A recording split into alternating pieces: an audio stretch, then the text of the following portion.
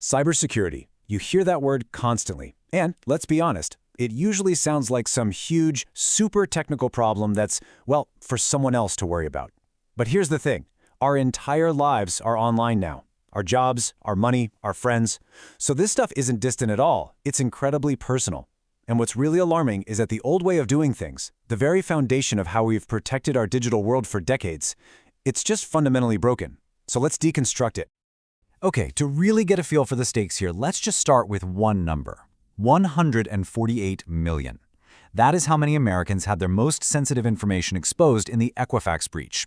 And I'm not talking about email addresses. I mean social security numbers, birthdays, home addresses, the whole 9 yards. This was way beyond a simple password leak. It was a full-blown digital identity crisis on a national scale. And the scariest part? This wasn't some isolated storm. No, it was just the first sign of a hurricane that was already hitting everyone.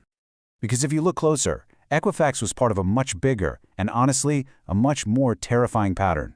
You had Target, Home Depot, Anthem, and then Yahoo, which was just staggering, 500 million accounts exposed. You see, these weren't just a string of bad luck or separate failures. They were all symptoms of the exact same problem. Every one of them was relying on an outdated security model that attackers had figured out how to just walk right past years ago. And that really gets to the heart of the issue. For decades, we were all stuck thinking about security using this physical metaphor, the castle and moat. You know the idea, right? Just build a really strong wall, a firewall around your network, and everything inside is safe. But our data isn't treasure locked in a vault anymore. It's everywhere.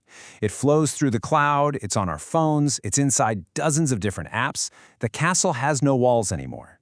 So, if all our old defenses are failing, how are the attackers winning? Well, it's not some kind of dark magic or super genius hacking you see in the movies. Modern cyber attacks are actually incredibly methodical, they're predictable, and they follow a very specific playbook. And understanding that playbook, that's the first step to beating them. So yeah, how do they actually get in? Past all the firewalls, past the passwords. For a long time, it felt like these were just random strikes of lightning. But it turns out the answer is incredibly systematic. Attackers follow this predictable path, and it's called the cyber attack lifecycle. The easiest way to think about it is like a 7-step heist plan. First, they do their homework, reconnaissance, right? They study the target. Then they build a weapon, something like malware hidden inside a harmless-looking PDF. Step 3, delivery, is often just a simple phishing email that looks like it's from HR. Someone clicks it, and boom, that's the exploit. Malware installs itself, giving the attacker a tiny foothold. And from there, they set up a secret command center to plan the final move, stealing the data or causing damage. But here's the most important part. This whole thing is a chain. And a chain is only as strong as its weakest link. If you can break just one of those steps, the entire attack just falls apart. And that realization, the fact that these attacks follow a predictable path, it sparked a complete revolution in how we defend ourselves. The problem wasn't about building stronger walls anymore. It was about getting a whole new kind of vision, the ability to see what was actually happening inside all that network traffic.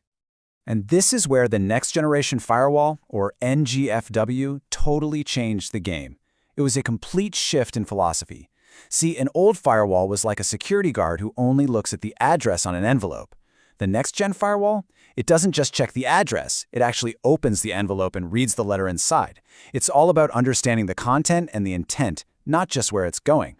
Here's the perfect way to look at it. A traditional firewall sees traffic using, say, port 80 and just says, okay, that's web traffic, you can go through. It's a simple yes or no.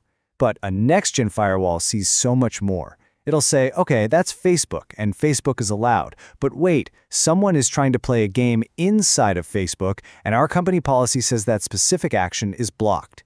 It is the difference between just guarding a door and truly understanding who is coming through it and what they're trying to do once they're inside. It's night and day. Now, this whole revolutionary idea was pioneered way back in 2005 by Nir Zuk, the founder of Palo Alto Networks. He saw that the old firewalls were completely blind to modern applications. So the first real NGFW was released in 2007, and by 2009, the really influential tech firm Gartner validated the entire concept, officially defining it as the new gold standard for network security. But you know how technology works. Just as this new solution was taking hold, the ground shifted under everyone's feet again. The cloud, remote work, our mobile devices, They didn't just change how we work, they completely dissolved the whole idea of a secure network perimeter.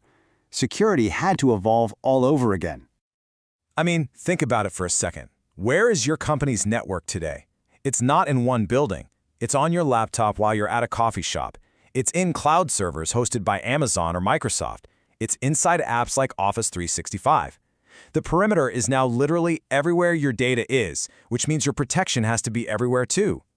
And to solve that problem, the core idea of the firewall had to get much bigger. It had to expand into a full security platform. So now you have technologies like Prisma, which basically creates a secure bubble of protection that follows any user anywhere they are, delivered right from the cloud.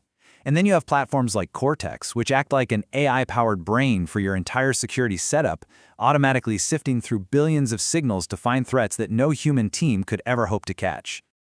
So this is where we are now. This is our new digital reality.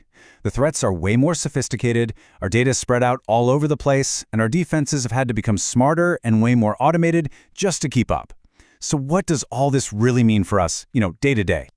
Well, chew on this number. By 2023, there will be 30 billion things connected to the internet. And we're not just talking about phones and computers. We're talking about your fridge, your car, your watch. Every single one of those is a potential new, unsecured doorway into our digital lives. The area we have to defend isn't just growing anymore, it's exploding. So when you boil it all down, what's the new reality? What are the key takeaways? First, the castle is gone. Forget the moat. Security can't just be a wall around a single building anymore. Second, visibility is everything. You absolutely have to see the applications, not just the network traffic.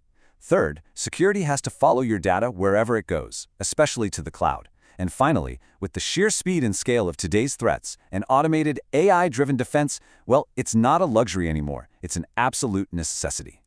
Which really just leaves us all with one final question to think about. We're all pretty good at locking our main front door, right? We protect our main passwords. But in this new hyper-connected world, what's the one digital window you've accidentally left cracked open? Maybe it's an old app you never use, a forgotten online account, a device that you haven't updated in forever. What's your unlocked door? Something to think about.